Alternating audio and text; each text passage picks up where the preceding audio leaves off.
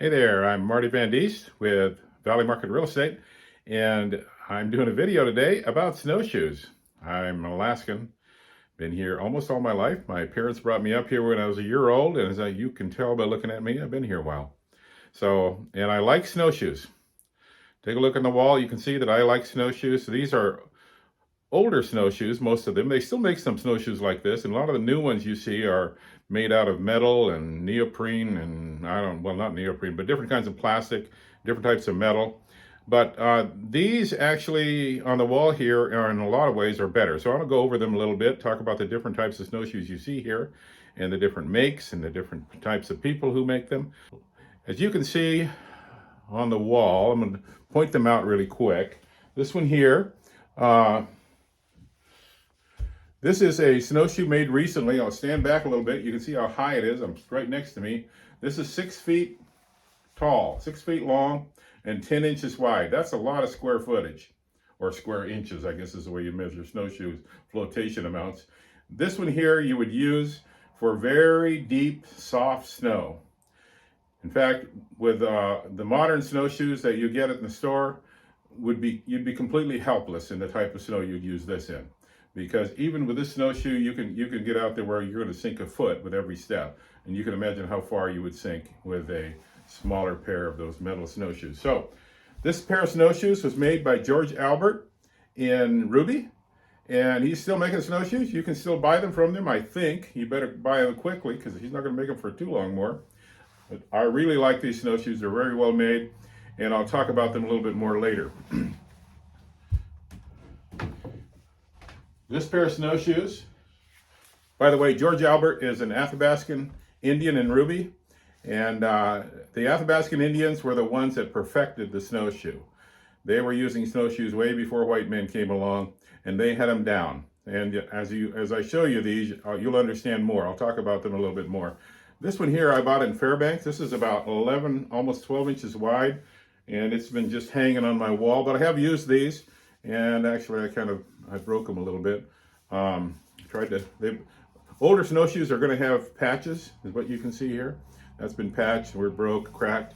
But very lightweight, very good snowshoe for deep snow. Probably the next best snowshoe compared to that 6-foot one that George Albert made. I don't know who made those snowshoes, but those were definitely made by an Athabaskan Indian somewhere up north. I bought them in Fairbanks, so I'm assuming they're probably made in interior Alaska. Here's another pair of snowshoes, also Athabaskan made. Very light, very lightweight. And these were made somewhere in Glen Allen. Somebody might know who made these snowshoes. If you do know, I would like to know. So take a good look at them. They're older. I'd say I'm not sure how old I would guess they are, but they're probably at least 50 years old, maybe older. This snowshoe, quite a bit heavier snowshoe. This is made for the Army, and it's made out of different wood, but you can see they still used babiche is what the French Canadians call this, but it's a rawhide type material. And it's what they used for them. This is really cool stuff. I've actually made this before and put them on snowshoes, and it's interesting. I could tell you how to make them if you want to know. Maybe I'll talk a little bit about that if I decide I want to make this video long enough. Another pair of Army snowshoes here. Here's another pair of George Albert snowshoes. These are only about 4 feet long. He calls these racing snowshoes. You can see they're quite a bit narrower. It's probably about 8 inches wide. You can see how wide where your foot would go here. You're going to need pretty narrow feet. If you're racing in snowshoes, you probably do have pretty narrow feet. Super light, very lightweight snowshoe. And this one on the end, these are more modern but still old-fashioned Iverson snowshoes. You can see that they have the same type of stuff, but much heavier. And you can see right there, 10 by 36. That's how big these snowshoes are. So you can see the end of it. These snowshoes are made more for walking in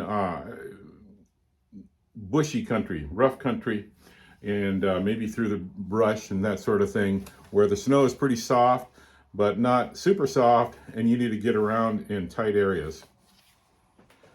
Oh, notice the bindings. I'm talking about bindings on snowshoes a little bit here too in a minute, but these bindings, you can see all the different kinds of bindings. These actually work pretty good. I don't know if anybody makes them anymore, but they work pretty good. I want to talk a little bit more about George Albert snowshoes. I'm going to put a link up for him. He lives in Ruby, and as far as I know, he's the last traditional snowshoe maker in Alaska. But if you make snowshoes and you're a traditional Athabascan Indian snowshoe maker, let me know. And if you want to make them to sell, let me know, because I'll put a link up on this video for you. You can see this heavier stuff right here. This is probably moose hide. If you look really close, I'm not sure you can see it there. Right here, you can see how you can splice moose hide together. That's kind of looped through itself. Maybe I can show you on the back side of it too. I'm not sure you can see that right there. You just make a little slice and you can pull it right through the hide. So you don't have to make a knot. You can tie different lengths together that way. I've done it myself. If you get a moose down in the woods and you don't have any rope, make long slices of moose hide. Make a slit in it. You can stick another piece in. Don't have to tie them together. You can make a rope 30, 40, 50 feet long if you want to. So not hard to make. But that's moose hide. Now he uses, this is twine instead of caribou babiche up here. This is twine. But notice on the ends, on this edge, there are no holes through it. Look at this. You can look at this army snowshoe. They drill all the way through. What would be the best way to go through the woods? With a snowshoe that has holes drilled all the way through, or one that can slide right past all the brush without rubbing them? You tell me. And like I said, there are a lot of bindings, lots of different types of bindings out there. I actually use this snowshoe, and I may stop using it because I broke it last winter. But this one I use a combination of, this is an old Army leather strap across the front, and on the back side I use a Indian hitch, which you just stick your foot in here like this, whip it around like that, and put it through, and that's all you need to do, and you can go, and that's what they use. In fact, theirs is even simpler because they don't have this leather strap. They just have the binding going over it. In fact, if you want to see this right here, I don't quite see how they use this, but somehow this was a strap that was used by whoever made this snowshoe. I'm not sure. This is actually moose hide. Not sure what they did. Another thing I want to show you, look at you can see that this has some wear here, but look at how thin this is. How thin. This is actually caribou hide, sliced really thin. There's a way to slice it. I've done it before. You need a very sharp knife. You can see how this is all caribou hide. This is not string. And it has not been patched as much. The way you make this is you put a knife stuck in a piece of wood, a very sharp knife, and then maybe very close to it, maybe 1/8 of an inch away, you put a nail, and then you start pulling that wet leather, caribou hide, it's not tanned, you start pulling that wet caribou hide through that little gap very slowly, and you usually cut the hide into a circle, like a big circle. You start on one end, you start pulling it through, and when you're done, you have this huge pile of very thin caribou. I'd like to know the Indian word for it. I'm going to look it up. I have here my Holokachuk noun dictionary. Holokachuk is where I grew up, and you see what's on the front cover of it. A pair of snowshoes that look very much like these right here. very much like these. Very similar.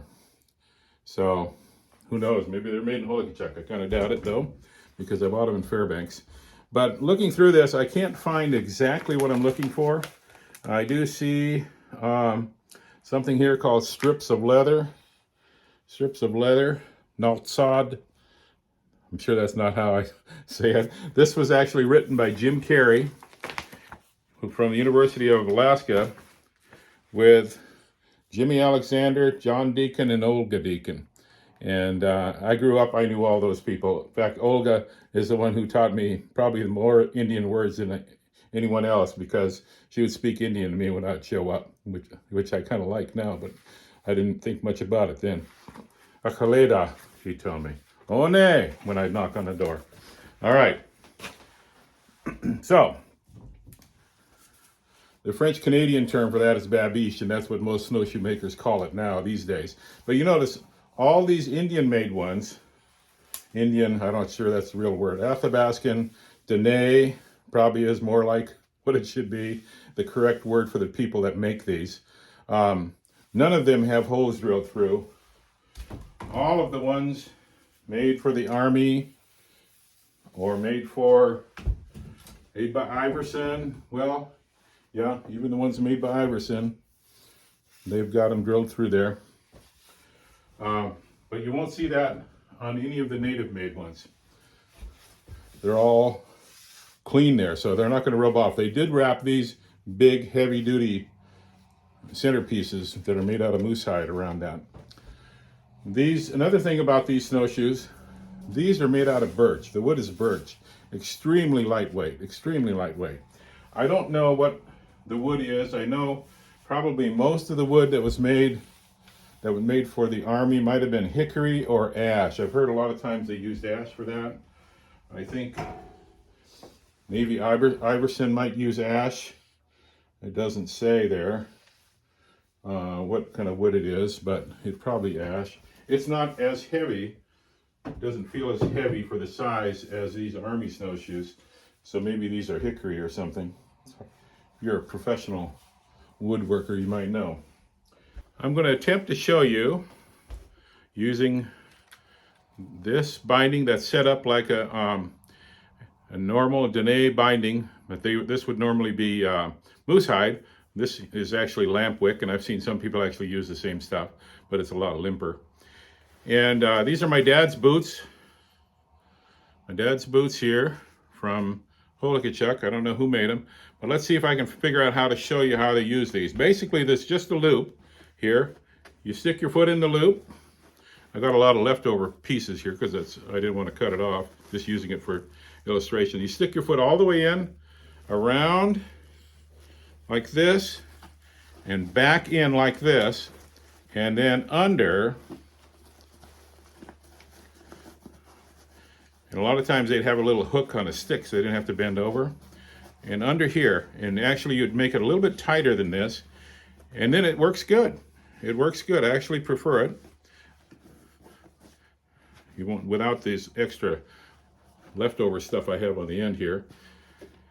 And that's all you have. So your foot goes through you needs to go through there, your toe, and you have the pivot. Ends up to be a little tighter, but it's real easy. And if you were to fall through the ice, which I've done once before, and I didn't have this type of binding, and it was kind of a pain to get my snowshoes off, you can just kick them right off like that. And this is the traditional Dene snowshoe binding.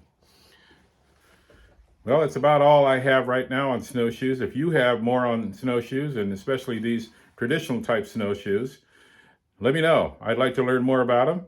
If you know anybody who's actually making these snowshoes now, let me know that too, especially if they're making the traditional Alaskan type snowshoe, which is the kind I really like. These kind here, made out of birch. And if they're making them out of using caribou hide here and moose hide here, that's even better. I would say most people are not using that, just too hard to do. Most people don't want to take the time to do it right. But even so, if they're making snowshoes, I'm interested. I'd like to hear more about it, so let me know.